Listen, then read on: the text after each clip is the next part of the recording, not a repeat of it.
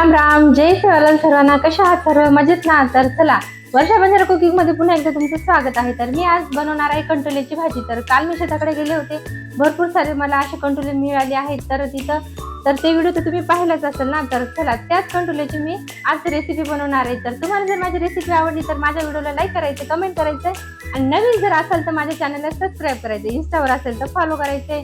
तर चला, रेसिपीला सुरुवात करूया.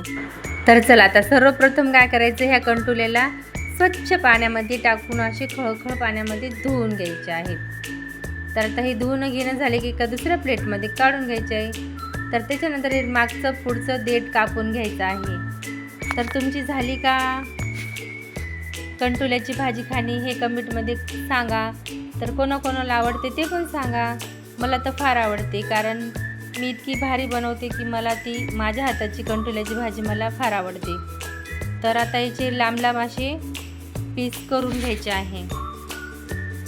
तर असे एक साईजमध्ये पतले पतले केले की एकदम कमी गॅसमध्ये आणि पटकन असं शिजतात, जास्त वेळ लागत नाही शिजायला. म्हणून आता ही सगळीकडेच भाजी कंटोल्याची वेल मिळते. वेगवेगळ्या राज्यात वेगवेगळे याचे नाव आहेत बरं का. कंटुले, करटुले, कंटोला किंवा ककोडा ही पावसाळ्यात उगवणारी एक पौष्टिक रानभाजी आहे. यात प्रथिने, फायबर, अँटीऑक्सिडंट आणि व्हिटॅमिन भरपूर असतात. ही भाजी खाल्ल्याने मधुमेह, वजन नियंत्रणात राहते, पचन सुधारते आणि शरीराला ऊर्जा मिळते. तर खूप सारे याचे फायदे आहेत खाण्यात. तर का बरं नाही खायची आपण? तर वर्षातून एकदा अशी ही रानभाज्या भेटतात ना, तर ते आवर्जून खायलाच पाहिजे. तर मधुमेह पण याच्यामुळे नियंत्रित राहते आणि पचनक्रिया पण सुधारते, वजन पण घटवते. तर खूप अशी गुणकारी ही कंटोल्याची भाजी आहे. तर याच्यासाठी मी 2 असे मोठे कांदे कापून घेतलेत, एकदम बारीक बारीक असे, आणि लगेच लसूण पण घेणार आहे. तर कुठून तुम्ही माझे व्हिडिओ बघता, तुम्हाला माझी रेसिपी व्हिडिओ आवडत असेल तर लाईक करा. तर चला, आता कढई घेतली मी. आता लगेच कोथिंबीर थोडीशी कापून घेत आहे आणि सगळं एकदा रेडी करून घेतलं की नंतर मग फोडणी द्यायला सोपी जाते. तर आता मी तेल टाकत आहे. तर मी सरसोचं तेल वापरत आहे. जास्त करून आम्ही सरसोचं तेल खातो, कारण ते एकदम शरीरासाठी चांगलं असते. तर आता ह्या तेलामध्ये मी लगेच मोहरी, जिरं आणि कढीपत्ता टाकला आणि कांदा आणि लसूण अद्रकची पेस्ट टाकून दिली. तर ती थोडं भाजणं झाले की त्याच्यानंतर 1 चम्मच चटणी टाकायची, टोमॅटो टाकायचं, 1 चम्मच गरम मसाला टाकायचा आहे आणि चांगलं याला कमी गॅसवर असं परतून घ्यायचं आहे. लगेच 1 चम्मच मीठ टाकलं आणि आपल्याला हे त्याच्यामध्ये कंटोले टाकून द्यायचे आहेत, एकदम बारीक काप केलेले आहेत ते. तर याला काय करायचं, थोडंसं फिरून घ्यायचं, पाणी नाही टाकायचे.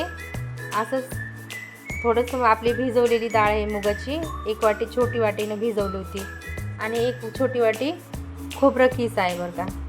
आणि कोथिंबीर टाकायची 1 मूठभर अशी बघ. त्याला चांगलं असं मिक्स करून घेतलं की लगेच याला झाकून ठेवायचे. आता पाणी नाही टाकलं मी, आता नंतर आधी तेलामध्ये शिजू दिलं, आता नंतर पाणी टाकलं आहे थोडंसं आणि पुन्हा थोडंसं पाणी टाकले, गरम कोमट कोमट पाणी, आणि याला पुन्हा झाकून ठेवायचे 2-3 मिनटासाठी. तर आता हे हळद टाकायची राहिली होती, तर हळद टाकला आणि थोडासा एव्हरेस्टचा मसाला टाकला आहे.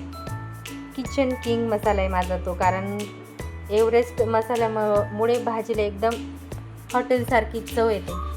तर आता पुन्हा मी 2 मिनटासाठी झाकून ठेवणार आहे. पुन्हा मी काढली तर एकदम परफेक्ट अशी माझी भाजी झालेली आहे. खूप वास इतका छान येत होता की तोंडात असं पाणी येत होतं की लगेच आता पोळी घ्यावं आणि जेवायला बसावं. तर चला, मी वाढायला घेत आहे. तर नक्की तुम्ही ट्राय करा कंटोल्याची भाजी.